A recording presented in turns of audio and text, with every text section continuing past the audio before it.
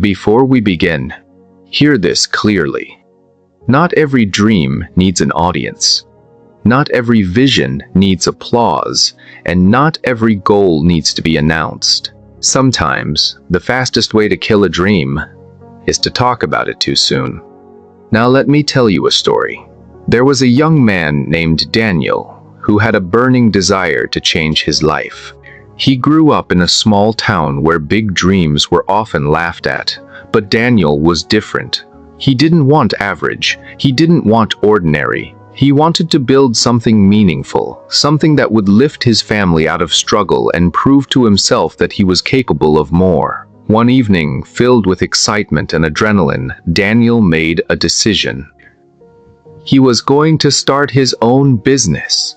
He had done some research, watched inspiring videos, and felt a surge of motivation rushing through him. That same night, he called his friends. "I'm starting a business," he announced proudly. "In a year, I'll be making more than anyone in this town." His friends were impressed. Some congratulated him, others admired his courage. A few even said, "We always knew you were destined for greatness." Daniel felt amazing. The next day, he told his family. They were shocked but supportive. His mother hugged him. His cousin posted about his entrepreneurial journey on social media. Suddenly, people were watching him. And that feeling, that recognition, felt powerful. But here's what Daniel didn't realize. When you tell people about your goals, your brain releases dopamine. The same chemical it releases when you actually achieve something. The praise, the admiration, the validation, they trick your mind into feeling like progress has already been made, and slowly, quietly, something dangerous begins to happen. The urgency fades. The fire cools. The hunger weakens. Daniel still believed in his dream, but the intense drive he felt that first night, it wasn't as strong anymore. Days passed. He worked a little, researched a little, designed a logo, talked more about his plan. He enjoyed discussing strategies. He loved explaining how big it would become. Every conversation gave him another small hit of satisfaction. But talking is not building.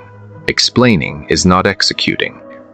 Dreaming out loud is not the same as grinding in silence. Weeks turned into months. When people asked, "How's the business going?" Daniel would say, "It's coming along. Big things are happening." He said it with confidence, even though deep down he knew he wasn't putting in the work required. He had mistaken motion for progress. Then, something uncomfortable started happening. The same friends who once praised him began asking tougher questions. "Where's the website? Have you made your first sale yet? When are you launching?" Pressure replaced excitement. Now Daniel felt exposed, because when you announce your goals publicly, you create expectations. And if you don't move fast enough, those expectations can turn into embarrassment. Slowly, Daniel stopped bringing it up. He avoided conversations about his big plan. The dream that once felt powerful now felt heavy, and eventually it died. Not because it was impossible, not because he wasn't capable, but because he spoke too soon and acted too little. Now let me tell you about someone else. Her name was Amara. She also had a dream to write a book. But unlike Daniel, she didn't tell anyone. Not her friends, not her co-workers, not even her closest family members. Every night after work, when the world was quiet, Amara opened her laptop and wrote. Some nights she wrote 200 words, other nights 1,000. There were evenings when she felt tired and discouraged, but she kept going. No applause, no validation, no one asking questions, just discipline. Months passed. Because she hadn't told anyone, there was no pressure to impress, no need to perform, no temptation to talk instead of work. Her only focus was progress. Silence protected her energy. Silence protected her momentum.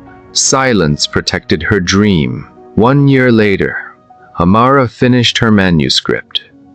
And then, only then, did she tell people. When her book was published, her friends were shocked. "You never told us you were writing," she smiled. "I wanted to show you, not tell you." And that's the difference. Daniel talked his dream into comfort. Amara worked her dream into reality. There is a psychological reason behind this. When you declare your intentions publicly, especially ambitious ones, your brain begins to associate your identity with that goal. The praise you receive creates a premature sense of achievement. You feel closer to the finish line than you actually are. That feeling reduces the internal pressure to work.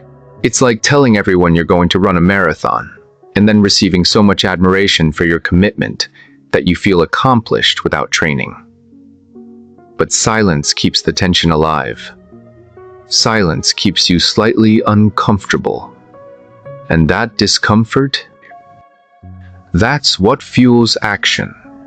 When no one knows your plan, you have something to prove, not to them, but to yourself. Silence builds strength, noise drains it. Now, this doesn't mean you should never share your goals. Accountability can be powerful when used wisely, but there is a difference between strategic sharing and emotional broadcasting. If you speak from excitement, from ego, from the desire to be seen, be careful.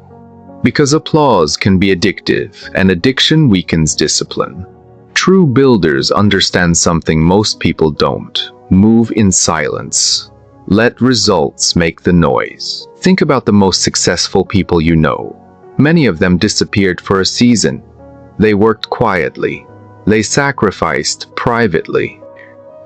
And then suddenly, they appeared successful.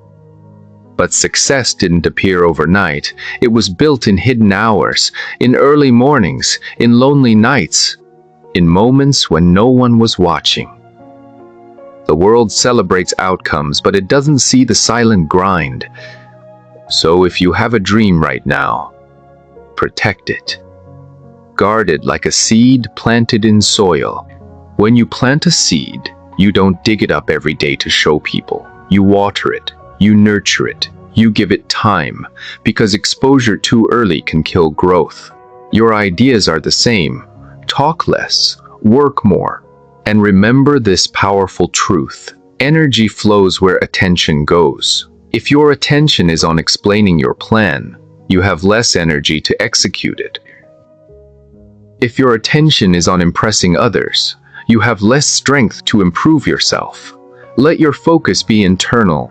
Let your progress be private. Let your discipline be louder than your declarations.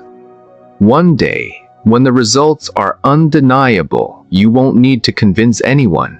Your life will speak. So before you post about that new goal, before you announce that new project, before you declare that transformation, ask yourself, am I looking for validation, or am I ready for sacrifice?